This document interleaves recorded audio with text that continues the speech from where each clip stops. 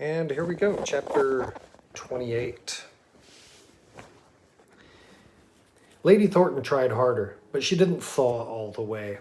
She quit opening Ruth's mail, but she always asked Ruth who her letters were from. If Lady Thornton had known how to read German, she would have insisted on reading them.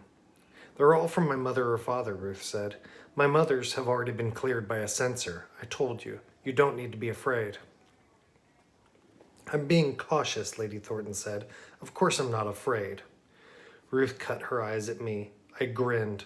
Of course, Lady Thornton was afraid.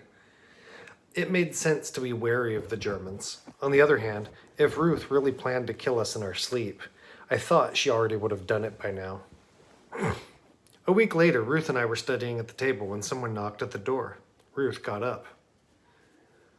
Hello, said a voice I recognized. I jumped out of my chair. Jonathan! Ada! It was Jonathan, tall and thin, in his RAF uniform and leather flying jacket. He grinned. Is my mother home? Lady Thornton came halfway down the stairs. She saw Jonathan, screamed, and ran the rest of the way. A happy scream. I'd never heard one before. Jonathan swung Lady Thornton around in a hug. He said, Sorry I couldn't warn you. I only got leave at the last minute. Oh, Lady Thornton stood back from him, beaming. It's so good to see you. I'm so glad. This is Ruth, I said. Jonathan held out his hand. I've heard about you, he said. Ruth grimaced and darted a glance at Lady Thornton, but Jonathan continued. My father says you're brilliant at math. Ruth smiled. She almost never smiled. Brilliant? I hadn't thought she was brilliant. You must be starving, Lady Thornton said to Jonathan. Let's get you something to eat. She led him into the kitchen and put the kettle on. She started rummaging through the cupboard. Where is Susan hiding those eggs? Jamie had finally gotten 2 hens named Penelope and Persnickety. They each laid an egg every single day. It was glorious having that many eggs again. Lady Thornton poked her head out the back door. Jamie, come here. Susan was in the village doing WVS work. She wouldn't be home. Susan was in the village doing WVS work. She wouldn't be home until time for tea. Jamie ran in covered in mud. He saw Jonathan, drew himself up, and saluted. Jonathan saluted back. At ease, he said. Yes, sir.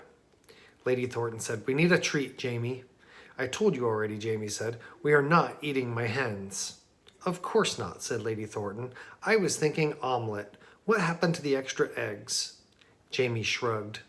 Susan's saving them, I said. She'd tucked them out of Lady Thornton's sight. She was going to preserve them in isinglass, which is like a waxy substance they used to use to preserve food. She'd told me, so we had a reserve, in case a fox got the hens or Lady Thornton bought lamb chops again. Lady Thornton laughed. She won't mind if we splurge for Jonathan. I wasn't sure, but I fetched the eggs from their hiding place. There were 8 of them. Lady Thornton threw the entire week's butter ration into a frying pan and cooked a vast omelet using all 8 eggs. Every single one. Susan was going to be livid. On the other hand, the omelet smelled delicious. Sit down, Lady Thornton said. Everyone sit down. I'll take my work to my room, said Ruth. Sit and eat, said Jonathan. Don't you like omelet? She hesitated. I don't want to eat your food. He grinned. I'm pretty sure I'm eating yours. Ruth let Lady Thornton serve her a tiny portion of the omelet. Jamie and I had small portions too. Lady Thornton didn't take any, which left nearly half of the omelet for Jonathan. He ate it all in 6 quick bites. We watched him. He was thinner than he had been at Christmas, his face sharp angles and lines. Lady Thornton said, Perhaps we can manage a cake for tea. Ruth and I exchanged glances. There went the sugar ration. We'd be eating our oatmeal salted for a month. Jonathan wiped his lips on his napkin. I brought us a treat.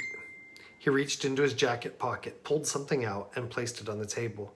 It was thin and long and smooth, yellow speckled with small brown spots. Jonathan, his mother said. Where did you get that? Ruth asked, sounding thrilled. What is it? Asked Jamie. He picked it up carefully and handed it to me. I didn't know what it was either. It felt leathery and a little bit squishy. I put it back on the table. I don't want to know where you got it, Lady Thornton said. Black market, I'm sure. I don't need to hear about that. No, Jonathan said. There's no ration on fruit. I said, that's a fruit? It was called a banana. Lady Thornton had no problem using up every egg in the house, but she wasn't greedy about the banana. We'll have it for tea. When we're all here, she said.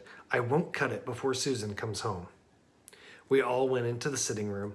I poked up the fire. Lady Thornton fussed over Jonathan, smoothing his hair and wondering if he needed more tea. Stop, he said. I'm fine. He didn't look fine. He looked tired down to his bones.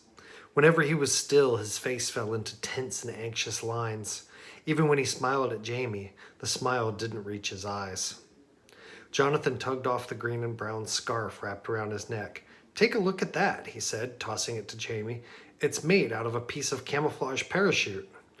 Core! Jamie grabbed the scarf by its corners and pulled it fluttering around the room. He got one of his tin airplanes and tied it to the edges of the scarf. He'll wreck it, I said. Jonathan shook his head. He won't. He turned to Ruth. Tell me, what was it like in Germany? Ruth shrugged. We left almost 2 years ago. Right, he said. What made you leave?